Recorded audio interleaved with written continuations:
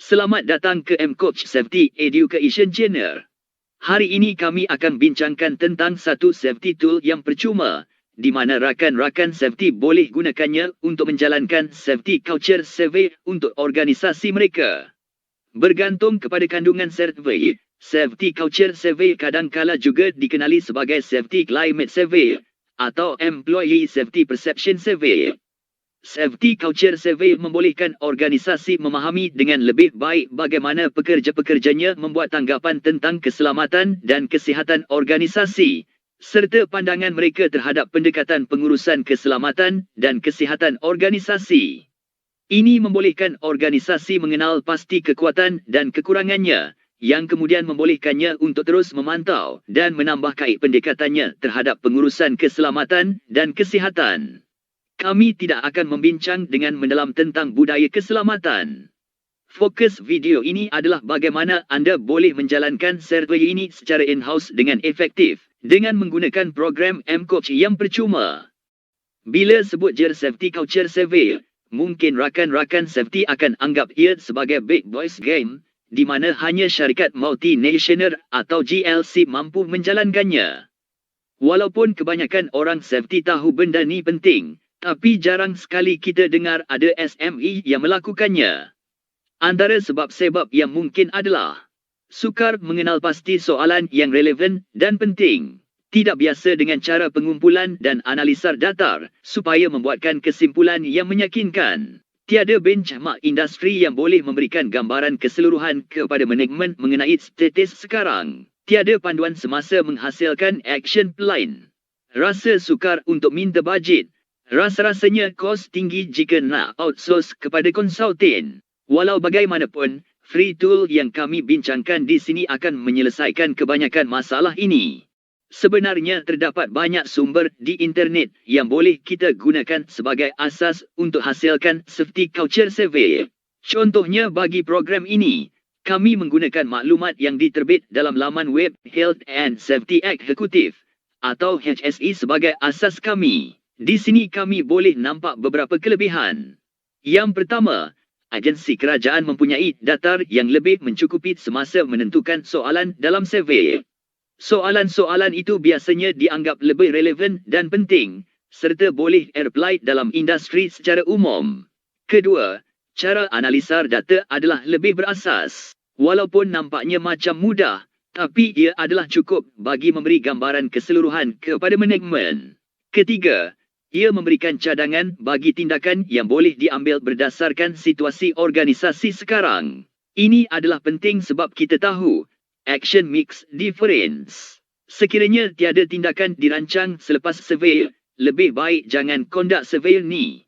Biasanya survey yang dibangunkan oleh agensi kerajaan membawa lebih kredibiliti.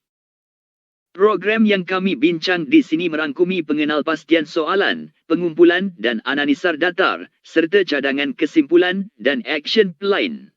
Tool ini meliputi 6 aspek penting dalam keselamatan dan kesihatan. Komitmen. Sejauh mana pekerja terikat pada keselamatan dan kesihatan. Penglibatan pekerja. Tahap penglibatan pekerja semasa membuat keputusan mengenai keselamatan dan kesihatan. Pengutamaan keselamatan dan kesihatan. Perhatian yang diberi kepada keselamatan dan kesihatan berbanding dengan siapkan kerja. Compliance. Bagaimana organisasi memastikan pematuhan peraturan keselamatan dan kesihatan. Pengukuran keselamatan dan kesihatan. Bagaimana pengukuran keselamatan dan kesihatan dilakukan.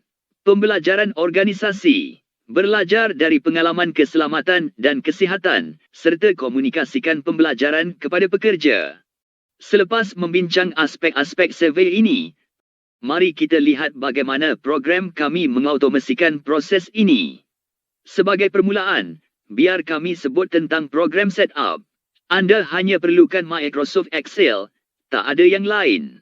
Anda boleh download file ini dari laman web kami di www.mcoach.my. Layar ke laman konsultansi. Anda boleh download file di sini.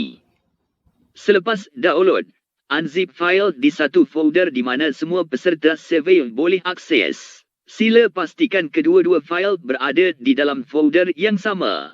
Untuk mulakan survey, buka fail Health and Safety Diagnostic Tool. Sekiranya anda perlu enable makros, sila tekan sini. Tekan mulakan soal selidik.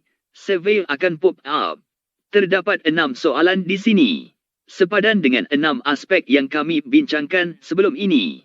Bagi setiap soalan, pilih jawapan yang anda rasa paling dapat menggambarkan situasi organisasi pada masa sekarang. Selepas siapkan ke-6 jawapan, tekan submit, lalu tekan yes. Oleh kerana semua peserta survey akan menggunakan fail yang sama untuk submission, sila pastikan seseorang peserta itu tutup fail ini selepas selesai surveynya. Data survey akan dikumpul dan dianalisa dalam fail database. Program ni boleh mengumpul data sebanyak 500 survey. Sila ambil perhatian bahawa sekiranya fail database sedang dibuka, maka peserta tidak dapat hantar survey pada masa yang sama. Satu pop-up message akan memberitahu peserta selepas mereka klik submit. Anda dinasihatkan supaya cubakan dan biasakan diri anda tentang fungsi program sebelum melancarkan survey ini. Setelah anda bersedia, klik reset data untuk musnahkan rekod dalam database. Sekarang kita bincang cara tafsiran keputusan dari survey. Sini menunjukkan tahap yang mewakili situasi organisasi sekarang. Terdapat 5 tahap, iaitu starting block, getting going, working, running, sprinting. Kesemua tahap ini diberi satu gambaran atau ringkasan di sini. Bagi setiap aspek dalam survey, di sini adalah huraian yang mewakili pilihan daripada peserta. Sekarang kita tengok worksheet kedua. Cartal radar ini menandakan kekuatan dan kelemahan secara relatif mengikut tangkapan peserta. Perlu diingatkan bahawa ini bukannya nilai mutlak yang boleh membuat bandingan di antara organisasi. Worksheet seterusnya memberikan cadangan tindakan yang boleh diambil untuk setiap aspek. Penambahbaikan keselamatan dan kesihatan berlangsung secara berterusan. Maka tindakan juga perlu dirancang secara berperingkat mengikut keperluan semasa. Ini adalah demi mengelakkan adanya elemen penting terlepas pandang serta elakkan culture shock kiranya tindakan diambil terlalu drastik. Video ini memberikan konsep asas bagaimana safety culture survey boleh dijalankan secara in-house. Anda boleh menggunakan konsep ini untuk mencipta soalan sendiri ataupun menambah data lain yang dianggap bernilai untuk survey anda. Pada dasarnya, exercise ini harus dapat memberi impak positif kepada organisasi. Sekiranya anda berminat membuat customized safety culture survey, bermula dari rekaan survey sampai ke perancangan tindakan penambahbaikan, anda boleh menghubungi kami melalui laman web MCoach. Harap anda enjoy video ini. Good luck dan jumpa lagi di video lain.